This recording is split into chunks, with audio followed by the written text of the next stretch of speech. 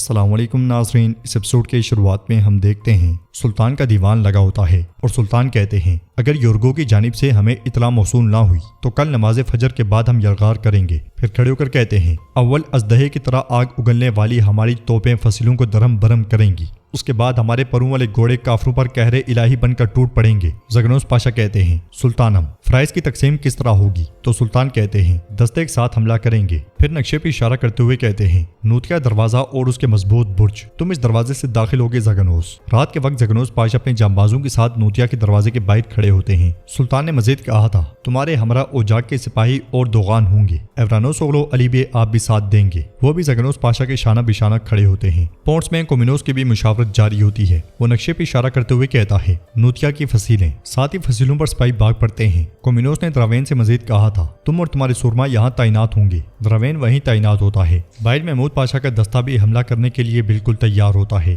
بالی بے اور اکنجی سپاہی ان کے ہمراہ ہوتے ہیں۔ پلاسکیا دروازے پر اسحاق پاشا، بہادر پاشا اور شہاب الدین پاشا اپنے سپاہیوں کے ساتھ موجود ہوتے ہیں اور سلطان کے منصوبے کے مطابق اس دستے کی سربراہی باعزت کر رہا ہوتا ہے۔ سب کی نظریں پونٹس پہ جمی ہوتی ہیں۔ کومینوس کے منصوبے کے مطابق پلاسکیا دروازے پر سلیمان اور پیدری تعینات ہوتے ہیں۔ اندر مشاورت کے وقت پیدری نے کومینوس سے پوچھا تھا اور جناب آپ کہاں ہوں گے؟ تو کومینوس نے کہا تھا ایسوٹیرک فصیلوں پر۔ سلیمان نے پوچھا تھا یورگو یہاں نہیں ہے، وہ کہاں ہوگا؟ کومینوس کوئی جواب نہیں دے پایا تھا اور وہ سب کی طرف دیکھنے لگ گیا تھا۔ ادھر سلطان نے نقشے پہ کھڑے ہو کر کہا تھا میں ایسوٹیرک فصیلوں کے روبرو ہوں گا، اگر وہاں شگاف پڑا تو ہم وہیں سے یلغار کریں گے۔ کل بوقت سحر ہم صرف ایک شہر کا نہیں بلکہ ایک نئے دور کا دروازہ کھولیں گے۔ اب پونٹس پر سورج نہیں بلکہ میرا سایہ پڑے گا، لیکن اگر یورگو اپنا کہا پورا کر دے تو پھر کسی کا خون نہیں بہے گا۔ ادھر رات کے وقت یورگو آگے بڑھ رہا ہوتا ہے اور ایک جگہ پہنچ کر سپاہیوں سے کہتا ہے شہنشاہ کو بتاؤ کہ میں آیا ہوں، مگر سپاہی کہتا ہے جناب شہنشاہ اپنے کام پر گئے ہیں۔ یہ سننے کے بعد یورگو آگے بڑھ جاتا ہے۔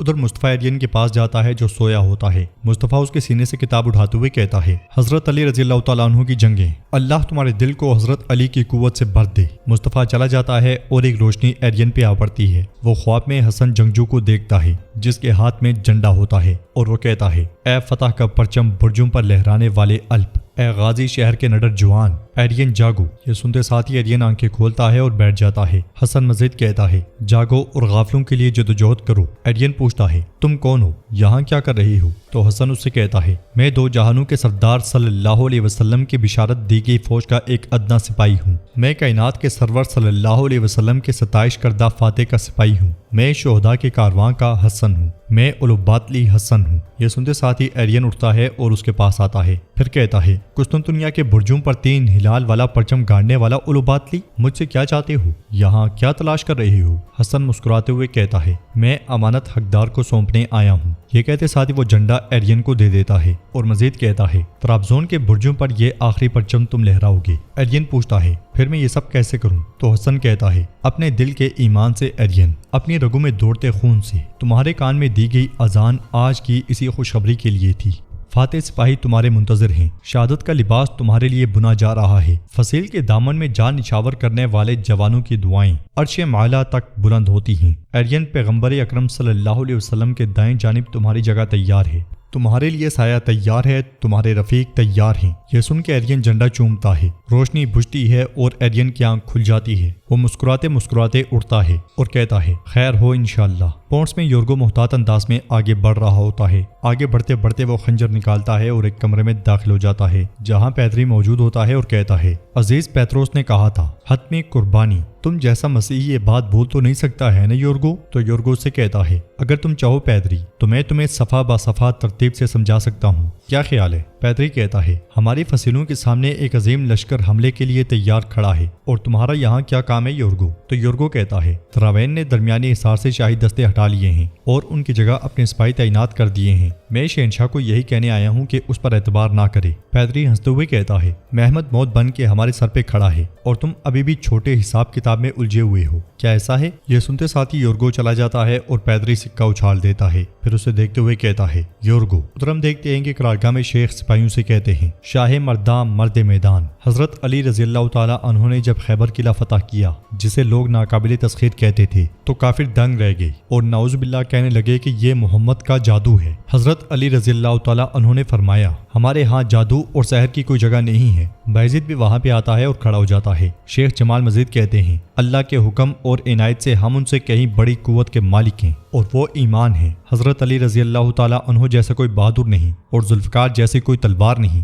اللہ تعالیٰ آپ سب کی تلواروں کو ذوالفقار بنا دے، آپ کی ایمان کی قوت میں اضافہ فرمائی، تمہارا جہاد مبارک ہو۔ آمین کہتے ہوئے سپاہی چلے جاتے ہیں اور بایزید شیخ کے پاس آتا ہے اور سلام کے بعد کہتا ہے میں آپ کی زیارت کرنے اور دعائے خیر لینے آیا ہوں۔ شیخ اس سے کہتے ہیں آپ کی دعائیں قبول ہوں۔ بایزید کہتا ہے میرے بابا نے پونٹس کی جنگ میں مجھے بھی ایک اہم ذمہ داری سونپی ہے۔ پونٹس بالکل خیبر کی مانند ہے۔ ہمارے دلوں میں حضرت علی رضی اللہ تعالیٰ عنہ کا ایمان اور شجاعت ہے۔ آپ کی دعا سے انشاءاللہ ہماری تلوار ذوالفقار اور گھوڑا دلدل ہوگا۔ شیخ جمال کہتے ہیں رسول کبریا صلی اللہ علیہ وسلم نے جب حضرت علی کو خیبر کی فتح کے لیے بھیجا تو ان کی سب سے بڑی نصیحت کیا تھی جانتے ہو؟ انہوں نے فرمایا کہ جب تک فتح میسر نہ ہو جائے ہرگز دائیں بائیں مت دیکھنا، یعنی یہ کہنا چاہا کہ ہچکچاہٹ کا شکار مت ہونا، لیکن دائیں بائیں نہ دیکھنے کے لیے پہلے سامنے موجود رکاوٹوں کو ہٹانا ضروری ہے۔ بایزید کہتا ہے ہماری فوجیں کتنی ہی مشکلات سے گزر کر یہاں پہنچی ہیں، الحمدللہ پونٹس اور ہمارے درمیان اب کوئی رکاوٹ باقی نہیں رہی شیخ۔ تو شیخ کہتے ہیں مہارت تو یہیں پر ہے، چاول کی بوری میں چھپا ہوا سیاہ پتھر پہچان لینے کا ہنر۔ وہ سیاہ پتھر اتنا سخت ہے کہ ایک لشکر کے دانت توڑ دے۔